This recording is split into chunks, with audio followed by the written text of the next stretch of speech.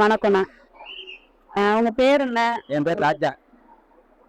உங்களை பத்தி கொஞ்சம் சொல்லுங்கண்ணா. நான் ஒரு 18 வயசுல இருந்து காரைக்குடியில தான் இருந்து சின்ன பிள்ளை. பக்கத்துல ஒரு கிராமம். நான் இங்கே வந்து இந்த தொழிலை கற்றுக்கிறதுக்காக இங்கே ஒருத்தருக்கு வேலைக்கு இருந்து அதை பார்த்துக்கிட்டு அதை சொல்லிக் கொடுத்த தொழிலை கற்றுக்கிட்டு இதை பார்த்துக்கிட்டு அவங்க சொல்லிக் கொடுத்தபடி இதை செஞ்சுக்கிட்டே வந்தேன். அப்போ ஒரு பட்டணம். அப்போ வந்து ஒரு பஸ் ஸ்டாண்டு தான், பழைய பஸ் ஸ்டாண்டில் தான் பார்த்தேன். பார்த்துட்டு கொஞ்சம் அப்புறம் 18 வருஷம் இப்படி வயசாகிட்டு நல்லா இதாகிட்டு அப்புறம் கொஞ்சம் நாள் சென்று அப்புறம் காசு புழக்கங்கள் இல்லை அதிகமாக. ஒரு 35 வருஷத்துக்கு முன்னாடி அந்த மாதிரி இருக்கிற காலகட்டத்தில் வந்து இந்த மாதிரி அப்போலாம் ரொம்ப கஷ்டப்பட்டேன். நான் அம்மா இறந்து போயிட்டாங்க சின்ன பிள்ளையில. அம்மா இருந்ததுனால அண்ணன் தம்பி 2 பேர். அண்ணன் வந்து மாமா கொஞ்சம் வசதியானவங்க அந்த பக்கம் வந்து போயிட்டாங்க. அப்பா கையில் இருந்தேன் நான். அப்பா கொஞ்சம் கால்வி விளங்காதவங்க. அவங்கள பார்த்துக்கிறதுக்காக கொஞ்சம் அக்கறைப்பட்டு அவங்கள கைவசமாகவே என்னை வச்சுருந்தாங்க. அவங்களையும் பார்த்துக்கிட்டு ஒரு கிராமம் திருப்பத்தூர் பக்கத்தில் ரொம்ப கஷ்டப்பட்டதுனால நான் கஷ்டப்பேன் ரொம்ப ஈஸியாக நினச்சிக்குவேன். ஒரு போய் வேலை பார்க்க இங்கே நீங்கள் சேர்த்து விட்டீங்கன்னா உங்களுக்குள்ள மரியாதையை நான் செலுத்திடுவேன். ஏன்னா உங்களை ரிப்பேர் ஆக்க மாட்டேன். எந்த பழக்கம் இல்லை, கெட்ட பழக்கம் எந்த இதுவும் இல்லை. ஆனால் எல்லாத்தையும் நல்லா சந்தோஷமாக பேசுவேன். இங்கே வியாபாரம் பண்ணாலும் கூட யாராச்சும் காசு இல்லை அப்படி இப்படின்னு சொன்னாலும் கூட அவங்கள்ட்ட ஒரு பட்டினா 20 ரூபா 10 ரூபா வந்தால் தாங்க அப்படின்னு சொல்லிடுவேன். பசு ஆயிடும். அந்த மாதிரி எண்ணங்கள் எனக்கு வந்துருச்சு சின்ன பிள்ளையில இருந்தே. அந்த மாதிரி நான் வர்ற வழியில கூட நான் ஒரு பணம் வாங்குறது ஒரு டேஷன்ல கூட கொடுத்துருக்கிறேன். கொஞ்சம் கிடைச்சது அவங்க பேருக்குள்ள வேலை பார்க்குறவர்கிட்ட நீங்கள் பாராட்டினாங்க. ரொம்ப அதிசயமா இருந்துச்சு எனக்கு. நம்ம நேர்மை நம்ம காசு போதும், நான் அதை வந்து வாழ்றதுக்கு தான் காசு அந்த மாதிரி நினைச்சதுனால நான் ரொம்ப ஆசைப்பட முடியும். ஆனால் நினைச்சதுதான் நிறைவேறும். என்ன எனக்கு தேவைப்படுதோ ஆண்டவனே அப்படின்னா எனக்கு எல்லாமே நினைச்சதெல்லாம் எல்லாமே கிளீன் ஆயிடுச்சு. அண்ணா, 18 வயசுல இருந்து வேலை பார்க்குறேன்னு சொல்லுவீங்களே, உங்களுக்கு படிக்கணுன்ற ஆசை இல்லையா? நான் 5வது வரைக்கும் படித்தேன். அப்போ படிப்பு வந்து எத்தி படிக்கிறதுக்கு அப்பா வசதி இல்லாத போச்சு. அதனால அந்த காலகட்டத்தில் இப்படி ஆயிட்டேன். நான் இந்த தொழிலை கற்றுக் கொடுத்ததுனால அப்புறம் பார்த்துக்கிட்டு இதே சமங்க நம்ம காசு இருக்கிறது போதும் அப்படின்னு இதை அக்கறையாக பார்க்க ஆரம்பிச்சிட்டேன். அப்போ படிக்கணும்னு ஆசை இருந்தது வந்து எங்கள் அண்ணன் படிச்சுட்டாங்க நல்லா. அவங்களும் ஹை லெவலில் இருக்காங்க. வந்தாலும் என்ன தம்பி நல்லா இருக்கே அப்படின்னு நின்று தான் பேசுவாங்க. உங்களுக்குன்னு எதுவுமே அவங்க செய்ய மாட்டாங்களா? இல்லை. சரி, விடுங்க ஃபீல் பண்ணுறது. உங்க ஃபேமிலினா? உங்க வீட்டுக்காரம்மா நான் லவ் பண்ணி தான் கல்யாணம் பண்ணேன். இப்போ பையன் 2 பேர் இருக்காங்க. ஒருத்தர் வந்து சேஃப்டி இருக்கிறாங்க, ஒருத்தர் வந்து ஏசி மெக்கானிக்கராக இருக்காங்க. அவங்க எவ்வளோவாகி இங்கே கியாவிப்பட்ட ஒரு கிராமம் அந்த பக்கம். அங்கே அவங்கள வச்சுட்டு நான் பக்கத்து அந்த ஊரில் போய் வீட்டை கட்டி நான் நல்லா இருக்கேன். நானும் வீட்டுக்கிறோம். பிள்ளைங்களாம் கல்யாணம் பண்ணிட்டாங்க? கல்யாணம் ஆயிடுச்சு. கல்யாணம் ஆகி எல்லாம் அவங்க செட்டில் பார்த்துங்கன்னு சொல்லிட்டு வர மக்கள் மாதிரி நல்லா அப்படியே இருங்க அப்படின்னு சொல்லி பேத்தியை காத்திட்டு போக வேற இருக்கும். ஆனால் சந்தோஷமா இருக்காங்க. ஓகேண்ணா. இந்த வேலைக்கு வந்ததுக்கு அப்புறம் நிறைய கஷ்டமா இருந்துச்சு. இந்த வேலைக்கு வந்துட்டு கொஞ்சம் வெளிநாடு போனேன். 5 வருஷம் இருந்தேன். அப்போதைக்கு நான் வேற எதுக்கும் போகலாம் ஆசைப்படலை. அதிகமாக ஆசைப்பட மாட்டேன். எனக்கு அது வந்து ரொம்ப தூரம்னு தெரியும். ஆசைப்பட்டா கிடைக்காதுன்னு சொல்லுவாங்க. அதனால என்ன கிடைச்சாலும் நம்ம சூழலா வேண்டிக்குவேன். அது ஏதாவது போதாங்க முயற்சி எடுப்பேன். நான் அது இப்படி தொழில் பண்ண சிறு தொழில் தான் போதும். இதை வச்சு நம்ம அது நேர்மையா இருப்பான். இங்கே நேர்மையாக தெரியும். என்ன நான் இங்கே காரைக்குடியில தெரியாத பேர் இருக்காரு.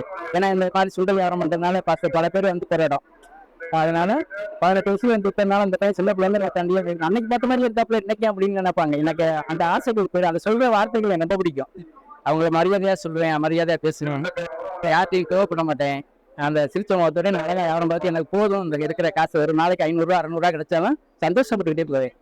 வெளிநாட்டுல போய் என்ன வேலை பார்த்தீங்க? அங்க போய் கேடிப்பை தயாரிக்கிற கம்பெனில இருந்தேன். அந்த கம்பெனி ஏமாத்திட்டாங்க. அங்க சாப்பாட்டுக்கு வழி இல்லாம ஒரு மூலையில படுத்து கிடந்தா வீட்டுக்கு போறான்னு போக முடியல. அப்போ வந்து லெட்டருக்கு வந்து 500 ரூபா வச்சு அனுப்பிவிடுவேன் வீட்டு குடும்பத்தை பாக்குறதுக்கு. நான் பெரிய அது போய் கிடைச்சிச்சு. மாசம் அனுப்பிடுவேன். அதுதான் சாப்பாட்டுக்கு. ஏன்னா நாங்க சாப்பிடவே வழி இல்லாம கிடக்குறேன். அப்படி ஒரு காலகட்டங்கள்ல ஏமாந்த குழப்பாய் போச்சு. நீங்க இவ்வளவு கஷ்டப்பட்டோன்னு தெரிஞ்சு அவங்க வைஃப் எதுவும் சொல்லல? ஆனா அவங்க தெரியுது. நீங்க ஏன் கவலைப்படுறீங்கன்னு தைரியம் தானே கொடுப்பாங்க. வீட்டுக்காரர் கஷ்டப்படுறாங்க கண்ணீர் விட்டுக்கிட்டு அவங்களே கண்ணீரை தொடச்சிக்கிட்டு சொல்லும் போது ஆண்டவனை வேண்டும் போது அங்க ஒரு சாதாரணமா நினைச்சு பார்ப்பேன். தெரியாம வந்து மாட்டிக்கிட்டா என்ன பண்ணுதோ புரியல அப்படின்னு நினைக்கும் போது ஒரு சாதாரண ஒருத்தர் வந்து 3 வழின்னு கொடுத்தாங்க. அப்போ ஒரு லாட்டரி சீட் எடுத்தேன். அப்போ எடுக்கும் போது கனவுல வந்தது அந்த எனக்கு ஆச்சரியமா இருக்கும். இன்னைக்கு தான் வெளியே சொல்றேன். யார்ட்டையும் சொல்லிட்டுலாம் பெருமையா நினைக்க மாட்டேன். ஒரு பக்கத்துக்கு அங்கே உள்ள 2500 வள்ளி விழுந்துச்சு. அதை உடனே மாற்றி அனுப்புனேன். அப்புறம் அந்த சாமிக்கு 1000 ரூபாய் செய்ய சொன்னேன். அது ஒரு பெரிய பாக்கியம். ஒரு பெரிய சிக்கல்ல இருந்து தப்பிச்சாங்க அவங்க. ஒரு குழுவில் பணம் எடுத்து அது வாழ்நாளே மறக்க முடியாது என்னால. ஆமா.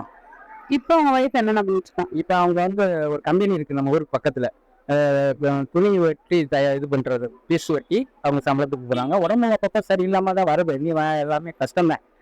நான் இப்போ நீ என்ன என்னை பொறுத்தவரை போதுமா அப்படிலாம் கேட்பாங்க, பொதுமக்கள்லாம் கேட்பாங்க. இந்த மாதிரி இதில் வியாபாரம் பண்ணுறதுல போதும், எந்த பழக்கம் இல்லாமல் குடிப்பழக்கம் எந்த பழக்கம் இல்லாமல் இருந்தால் அழகா குடும்பத்தை பார்த்துட்டு செல்வாக்கா வாழலாம். எனக்கு நம்பிக்கை இருக்கு, அதனால ஓட்டிக்கிட்டு இருக்கேன் 18 வயசுலங்கிறது உண்மை. 18 வயசுல இருந்து இங்கேயே தான் இருக்கீங்களா? நான் கிராமத்துல தான் இருக்கேன். ஆனா இங்க வந்து பைக்ல போக வர இருக்கேன். ஆனா இங்கெல்லாம் வீடு வாசல்லாம் பார்த்து பண்ணலான்னு பார்த்தேன். அப்போதைக்கு உதவிக்கு அதனால யார்ட்டையும் நம்ம வந்து அண்டி போக முடியல, காசு பணம் பழக்கம் இல்லை. அதனால வீடு இல்லை, இங்கேயே நல்லா இது பண்ணியிருப்பேன். இங்க உள்ள தெய்வத்தை வணங்கிக்கிட்டு அழகா போக வர இருக்கேன். 18 வயசுல ஆரம்பிச்சா சொன்னீங்களா?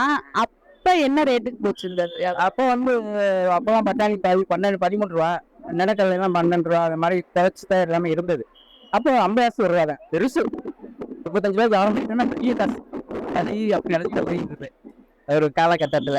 அப்படி எப்பயுமே ஒரே மாதிரி லாபம் வருமா இல்ல? நம்மளுக்கு விற்க லாபம் தான், முன்ன பின்ன இருக்கும். ஆனா நல்லா வச்சு கொடுப்பேன். ஏன்னா மற்ற மாதிரி இப்போ வாடகை பழசு எல்லாம் வைக்க மாட்டேன் நான். எனக்கு அது வந்து நம்ம வாங்கி கசினு வாங்குவாங்க, அதை ரொம்ப நம்ம மனசுக்குள்ள வச்சுக்குவேன். ரொம்ப ஆர்வமா இந்த மாதிரி பழசு கொடுக்கக்கூடாது, அந்த மாதிரி காசு வைக்காது, அந்த மாதிரி சம்பாதிக்கிறது தப்புன்னு நான் உண்மையா அடிச்சு சொல்லுவேன். ஏன்னா சின்ன வயசுலயே வேற வேலைக்கு போகாம இதை தட்டி எடுத்தீங்க? எனக்கு அப்பதான் எப்படின்னு கேட்டீங்கன்னா, கையில காசு போனது ஆளு வந்து கிராமத்துல வந்து கண்டுக்க மாட்டாங்க. தாயில்லாத பிள்ளை பாவம்னு சொல்லுவாங்க, ஆனா ஆதரிக்க மாட்டாங்க, அவங்க பிள்ளைத்தான் பார்ப்பாங்க. அப்படி உள்ள காலகட்டத்தில் பிறந்துட்டேன்னு சொல்லி நான் வருத்தப்பட்டது உண்டு. அதனால என்ன செய்யறது, இப்படி உள்ள காலகட்டங்கள இப்படி வளர்ந்தேன். பரவாயில்ல, சந்தோஷமா இருக்கு எனக்கு. இப்ப அம்மா இருந்தப்ப அப்பா என்னென்ன வேலை பார்த்துட்டு இருந்தாங்க? அப்பா அவருக்கு கால் விளங்காதனால அந்த விவசாய வேலை பார்ப்பாங்க. நல்லா விவசாய வேலை வந்து எப்படின்னா, அவங்க ஒத்தக்கையிலே விழுவாங்க, எல்லாம் வரப்போட்டுவாங்க. அவர் பெரிய வீரர், அவர் பயங்கரமான ஒரு ஒத்தகையில் தான் இடம் சொல்லுவாங்க. பயங்கர ஒரு இதை பிடிச்சாலும் அப்படி அசையம் இருப்பார். நான் அவர்கிட்ட தப்பிச்சு உயிர் வாழ்வது பெருசு, எனக்கு ஆச்சரியமா போச்சு. வீட்டில் எப்படா இருந்தாங்கன்னு சொல்லி ஓடிட்டு சொல்லிக்கலாம். 6 மாசம் அவர் பேப்பர்ல எல்லாம் போட்டாங்க. அப்பெல்லாம் கல்லுக்கடைகள் இருந்தது. அப்ப எப்படியோ தண்ணிக்கு கண் பிடிக்க வந்தவன் சொல்லிட்டாப்ல, இந்த மாதிரி உங்க பையன் ஒருத்தன் யாரோ ஒரு பையன் தர்றேன் ஒரு ஊர்ல ஒரு கிராமத்துல அப்படின்னு சொன்னா, அவரை மக்கள் அருவா கம்பளம் கட்டிட்டு ஆளை கூட்டிட்டு வந்தாரு. மொத்தத்தை கட்டி தூக்கி கொண்டாந்து இறக்கி விட்டாங்க வீட்டுல. அங்கெல்லாம் போக பேய் இருக்குன்ட்டாங்க. அப்புறம் என் பையனுக்கு நான் பேச வீட்டிலே இருந்து வாழ்ந்தேன் அவர்கிட்ட. அப்பாட்ட இருக்கிறது பிடிச்சிருந்துச்சா உங்களுக்கு? அது காலகட்டங்கள்ல மிரட்டி இருக்கு சொன்னா இருந்தேன். அப்புறம் போக அவர் நம்மளுக்கு கொஞ்சம் முடியாம வந்துருச்சு, கவலையப்பட்டதுனால அவங்க அப்புறம் இறக்கப்பட்டாரு. ஒரு பையன் தான் இருக்கேன் அப்படின்னு சொல்லி போயிட்டு அவன் காணோம், இவனை எதுவும் பேசக்கூடாதுன்னு சொல்லி கொஞ்சம் பக்குவமா வச்சுக்கிட்டாங்க. உங்க அண்ணா அவங்க எல்லாம் எங்க? அவங்க அந்தமாவில் இருக்காங்க. அண்ணன் வந்து அந்தமாவில் இருக்காங்க. ஒரு கவர்மெண்ட் மத்திய சர்க்கத்துல ஒரு வேலை பாக்குறாங்க. அவங்க வந்து மரம் அதெல்லாம் இது பண்ணுவாங்கல்ல, அந்த இதுல இருக்காங்க. ஆனா இதுல இருக்காங்க மத்திய சர்க்கார். அண்ணா உங்க அப்பா கூட இருந்தப்போ உங்க அண்ணா அவங்களாம் உங்க கூட இல்லையா? அவங்க வெற்றி பார்க்கவே இல்லை. நான் ஒரு 13 லெட்டர் போட்டேன் இங்க காலேஜ்ல, கொஞ்ச நாள் வேலை பார்த்து ஒரு 2 மாசம். அப்போ வந்து லெட்டர் போடும்போது பால் ஊற்றி போயிடுச்சு. அந்த டீம் மாஸ்டர்னு சொல்லுவாங்கன்னா, அது கொஞ்ச நாள் அங்கேயே பார்த்தேன். அந்த தெரியாத அது சொல்லி கொடுக்க மாட்டேங்கிட்டாங்க சீக்கிரமா. ஏன்னா அவங்கள்ட்ட இருக்கிற அடிமைக்கு அப்பவுமே சொல்லி தர மாட்டாங்களோ, அவன் மின்னிடுவான்ட்டு. அது கெட்டணங்கள் தானே அதிகமா தெரியுது. அதனால மனசு அந்த மாதிரி நான் இன்னும் தொழில் நிறைய பேர் கற்றுக் கொடுத்துருக்கேன். இங்கே அவங்களும் நல்லா இருக்காங்க, என்னை இங்கெல்லாம் இருக்காங்க. அதை அப்புறம் சொல்றேன். அதே மாதிரி அந்த மாதிரி 13 லெட்டர் போட்டேன். ஒரு 500 ரூபாய் என்னமோ அனுப்பியிருந்தாரு. அனுப்புறதுக்கு 13 லெட்டர் போட்டு அனுப்பியிருக்காருன்னு சொல்லி இன்னமும் சொல்லி காட்டுறேன். அவனுக்கு 1.5 வருஷம் நான் வேலைக்கு இருந்திருக்கேன் ஒரு கிராமத்துல. அதை மறந்துட்டாரு. இப்ப கூட வந்திருக்கும் போது சொன்னேன், உனக்காக நான் 1.5 வருஷம் நான் ஒரு ஊர்ல வேலை பார்த்தேன், ஆடு மேய்ச்சி. அந்த நன்றி விசுவாசம் உங்களுக்கு இல்லை என்று நான் மனசுக்குள்ள பெற்றுக்கிட்ட. உங்களை திட்டலாம் இல்லை, ஏன் இந்த மாதிரி என்னை பார்க்கல வைக்கலாம் கேட்கறதுதான்.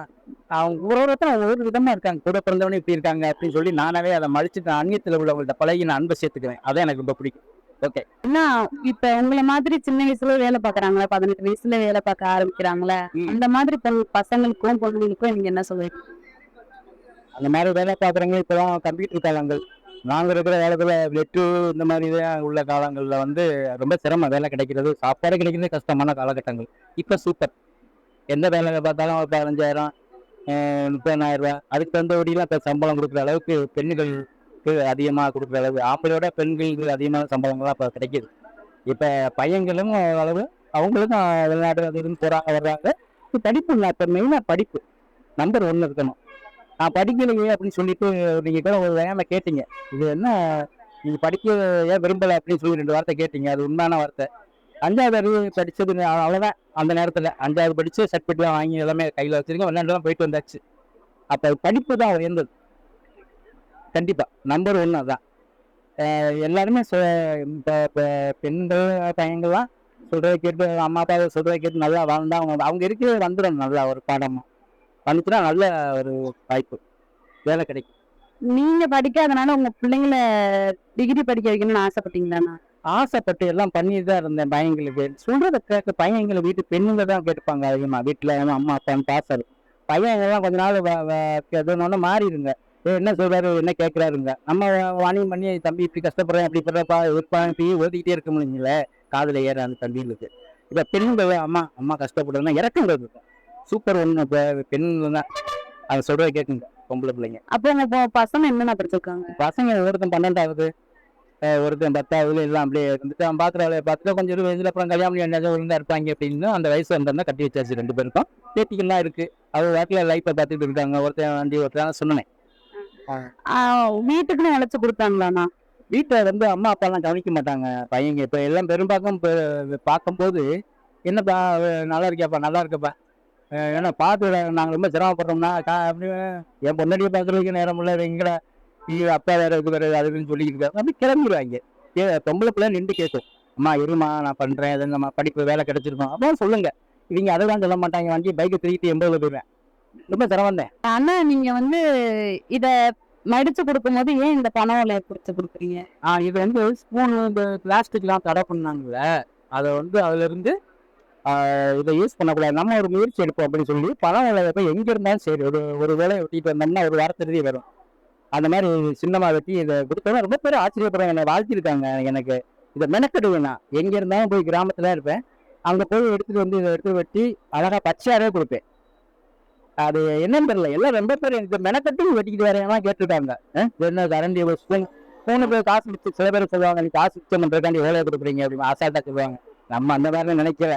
நம்ம கீழே இடத்துல பேர் யாராவது இங்க போனவங்க அதை வச்சு நிறைய பேர் போன வச்சுட்டு போயிடுவாங்க. அவங்க போன வந்தோன்னா அம்மா இங்க போன வச்சுட்டு போயிட்டாங்க. முஸ்லீம் நேரம் வந்து போயிட்டு போயாங்க. அதெல்லாம் உண்மையா சொல்லிடுவேன். இங்கதான் இருக்கு நம்மள்ட்ட எதுவும் இருந்தால் படைச்சிருவேன். அவங்கள்ட்ட டேசாக நீங்க சொன்ன முன்னாடி எங்க இருந்தாலும் ஏதாவது தெரியப்படுத்தி நம்மளுக்கு ஆசைப்பட்டது கிடையாது. ஆனா நேச்சர் தான் நிறைவேறும். எனக்கு என்னென்ன தேவை ஆண்டை கொடுத்தான். அது எனக்கு இப்போ நம்பு மேல உள்ளவனத்தை ரொம்ப சுத்தமா நான் நம்புவேன். அதனால அந்த ஓலையில தான் கொடுக்குறேன். இப்ப ரொம்ப பேர் வாழ்த்திருக்காங்க. எனக்குமே ஆச்சரியமா இருந்துச்சுண்ணா. இன்னும் ஒரு போன் வச்சு கொடுக்குற காலத்துல எதுக்குமே சில பேருக்கு தெரிய மாட்டேங்குது. இது என்ன பண்றதுதான் கேட்கறாங்க. அவங்க படிச்சிருக்காங்க ரொம்ப. அவங்களே ஸ்கூல்ல சாப்பிட்டு பழக்கம் போல. அதனால இது என்னன்னு கேட்பா நான் விரிச்சு இப்படி அள்ளி கொடுப்பேன். இப்படி சாப்பிடுங்க அப்படின்னு. சின்ன பிள்ளைகிட்ட கொடுக்கும்போது ஜாக்கிரதை வாயில் வச்சு இழுத்துறக்கூடாதான் சொல்லி கொடுப்பேன்.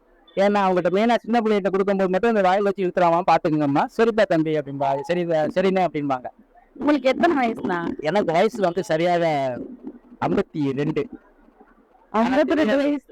அதனாலதான் நான் சொன்னேன் ரொம்ப சரியா தெரியாது. ஏன்னா ஆள் வளர்த்தி இல்லையில ஒரே மாதிரி இருக்கிறதுக்கு இது எப்படி சொல்றது வயசு சில பேர் மனவ மாதிரி சொல்ல மாட்டேடா வயசு கம்மியாத்தே இருக்கு சொல்லி கேட்க மாட்டாங்க. நீங்க கேட்டிருக்கீங்க நம்ம நேரடி.